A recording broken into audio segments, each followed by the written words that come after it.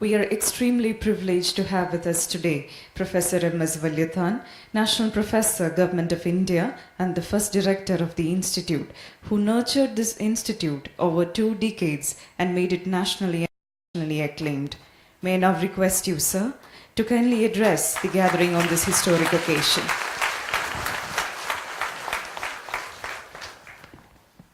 Honorable Minister, Dr. Harshavardhan ji, President of the meeting, and Minister Sri Katakapalli Surendran, esteemed members of the Parliament and members of the legislature, princesses of the royal family who are here with us, distinguished guests, friends, ladies and gentlemen. Many of you will remember that I had the privilege of serving in this institute for 20 years, as you heard just now. It was a labor of love, it was a vineyard where I labored for 20 years and I enjoyed it very thoroughly. 1970s when I came here, those years were a golden decade for science and technology in Kerala. Sri Achyuthaman's government had established a Department of Science and Technology in Kerala. No other state government had done it. They announced a science and technology policy for the state, again unique in India. And they went on to establish a series of 8 autonomous institutions for scientific research, addressing Kerala's problems in development in very varied areas, economics, forestry, and so on. And one of them was for medical specialties and research. Around that time, the royal family of Travancore, they gifted a building on the medical college campus to celebrate Maharaja Chitra Tirunal's Shashti-Purti. That was taken over for this medical specialties block. That was the beginning, and the hospital was inaugurated in 1976 by P.N. Huxer, Deputy Chairman, Planning Commission. And 4 years later, the pressure for growth was so great, hospital became extremely popular, large number of patients coming. So 4 years later, with the assistance of the royal family, we had the surgical block named after Maharani Setu Parvati Bai. And these 2 institutions were creations of the 20th century. And today they are being joined by the Pradhan Mantri Swasthya Suraksha block, which is a creation of the 21st century. So we are privileged witnesses to these 2 constructions, 20th and 21st century, being brought together. Literally the past flowing into the present and going on to a great future. It is undoubtedly a momentous landmark in the history of this institute. I am very privileged to be here. The Chitra Tirunal Institute is really, it has 3 strands. It is a triple helix, if I may say that. One strand is the hospital, the other strand is the technology wing, and the third strand is the Achyuthamenon Center. The hospital, you have heard a good deal about the hospital. And the hospital is a specialty hospital which offers highly advanced care for cardiac and neurologic patients. And that is not the only function of this hospital. Within those specialities, not only specialities, there are subspecialties. For example, cardiology, there are electrophysiologic studies. Neurology, there are movement disorders, epilepsy. So everywhere we are going into subspecialties, greater expertise being developed, all this goes on. But many of these are available in other institutions also, hospitals in India. What is unique about the hospital here, the Chitra Tirunal Hospital, these blocks which I described, they provide from their clinical experience very important clinical inputs for technology development. This is not done by any other hospital. For example, the blood bag, the first technology developed and transferred for production. Now this was entirely work done here by our own scientists and engineers, all trained in this country. They had never been abroad. One of them is sitting right here. Now this technology today, it is manufactured by two firms. 45 million bags are being manufactured, meets the needs of Indian market, exported to 80 countries, and the production is 1/5 of the global production. It's entirely done here. The TTK Chitra valve, which you would have heard, entirely done here, and the hero is sitting right here before me. Now this was a long effort because it is an implant put inside the body. Now this was developed here, and today it has saved more than 100,000 lives in India and also many lives abroad. This was also without the clinical inputs from this hospital. Neither of these would have been developed. Apart from this service to patients here, inputs for technology development, the hospital has a third function. It is a nursery for specialists. Highly qualified, highly skilled specialists in these cardiology, neurology, all trained here. You can see them in all parts of India today, public institutions, private institutions, even abroad. Even the present director, Dr. Asha Kishore, she is a distinguished alumnus of this institute in neurology. So this is the third function. So the expansion which is taking place today, Pradhan Mantri Swasthya Suraksha block, that will enhance all these capabilities. In clinical care, large number of patients will be treated because the pressure for admission is very great. The waiting list here is almost notorious. All of us know this. But the demand is so great, not only from this state, from other states also. So it will not fully but substantially meet some of this demand. And secondly, the technology inputs, as the activity here increases, the clinical activity, procedures being done, diagnostic procedures being done, that's where ideas arise.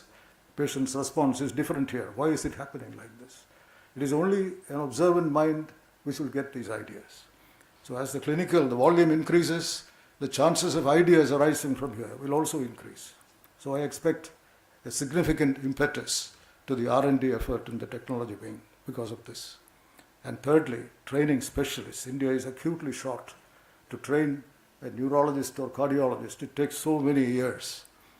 And we are too few of them. And there is a desperate need that also will be boosted by this new block which is being opened. So it's a very happy occasion.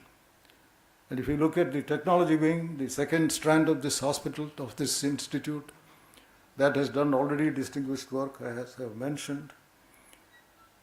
But there are things which we have to look at it from a slightly different point of view. What is the expansion which is taking place today? All these combinational devices block, for example, that is being opened. And that facility building has tissue engineering. It has 3D bioprinting. All these which are being built there. That is a very great power being given to this institution. In fact, when it is fully operational, if I read the literature, when it is fully operational, it will be one of the finest, one of the best medical devices institutes in the world. With the additional advantage, it has a high-tech hospital with it, which many institutes don't have abroad. So here this is a twin, a sister institution. So it has a tremendous advantage. Highly equipped, exceptional institution, a block which you are building, plus the existing facilities, and attached hospital. The sky is the limit, as they say, the possibilities here. But the challenge is also very great. This is all given to us, essentially from the people of India. How is it? What is the challenge? Challenge is, and despite all that we are claiming, not only our institution, other institutions in India, IITs and so on, all sorts of claims are made. But the cold fact is, the high-tech requirements in the health sector, as President Chandrasekhar mentioned, That is 75 to 80% we are importing. And what this really means is, these are so costly, they are accessible or affordable only to 20% of India's population. 80% are priced out of this market. Now this is a situation unacceptable. 20% have everything, 80% have nothing. This is socially not acceptable and even dangerous. Now this is the essential problem. In 2016, we imported medical devices worth 20,000 crores. It is growing at the rate of 15% a year. So if you want to enhance this 20% only can afford, if you want to raise it to 50% or reduce the import, 75 to 80% import today, if you want to reduce it to 50%, there is no way we can do it unless the knowledge, the know-how is generated within the country. The IPR must be Indian. There is no other way we can do it. Now that is the challenge for us. And I personally believe that it is the destiny of this institute to meet this challenge. Not alone, but in partnership with a large industry. And also a number of institutions with shared interests. It is not enough a famous institution is made a member. They should have shared interest. So if you have a consortium which Chitra can take the lead in forming, then there is a hope that we can do this. And I personally believe there should be a decision, not a resolution by the governing body or anything, but every member of the Chitra staff, they should feel that we should do this so that the import we reduce from 75 to 80 to 50% in 5 to 6 years. I think it is feasible, and we should make an effort in that direction. Then I think we can claim we have redeemed ourselves. Achyuta Menon Center, Achyuta Menon had a great interest in universal health coverage.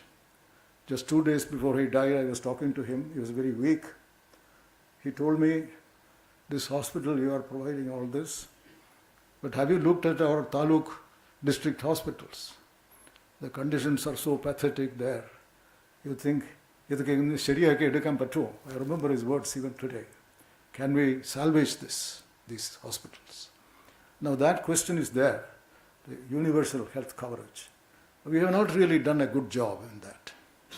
Now if you want to do that, there are several reports, I won't go into all this, but one of the essential things is, in making a plan, the financing of this plan, there has to be technology assessment. How good are we? What kind of equipment are we using? How good are we in use, etc. So you cannot have a universal health coverage unless there is, because technology is a large chunk of that. So unless you have an assessment of that, there is no way you can going to have a universal health coverage. Most of the reports on universal health coverage, there is hardly any mention about technology.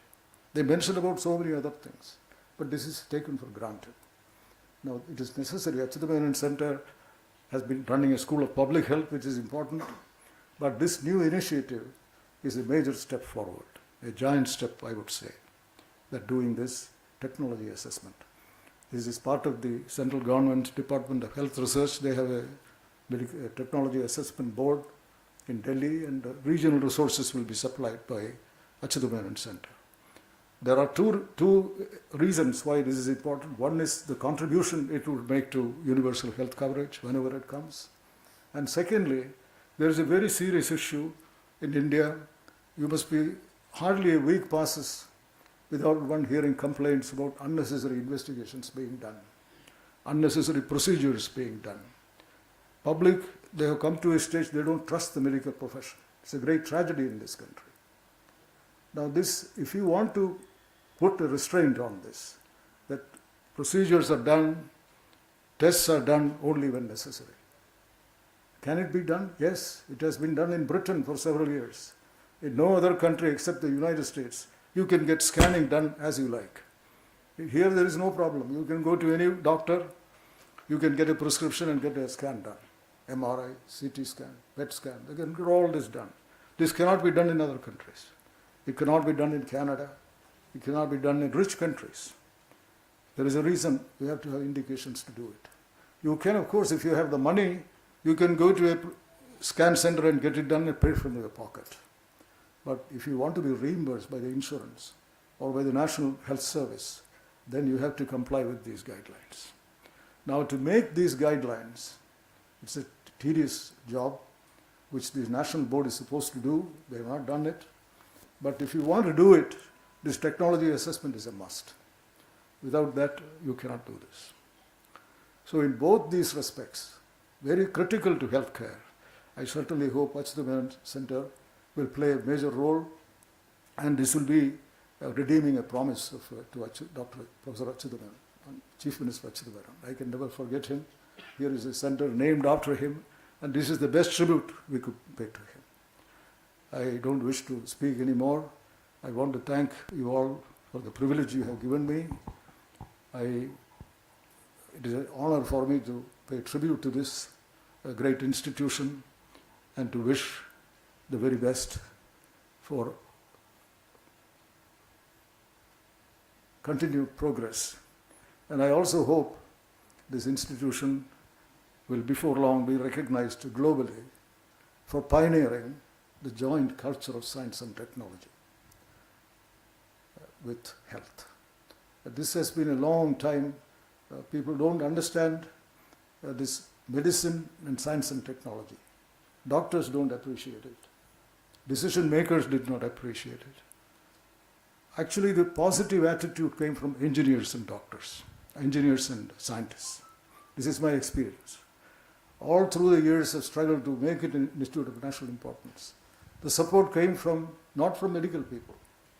It came from engineers, scientists, and remarkable politicians like Sri Morarji Desai. I must acknowledge this here. Medical people, very few. I cannot understand what has engineering got to do with this. See how far we have changed, how far we have progressed.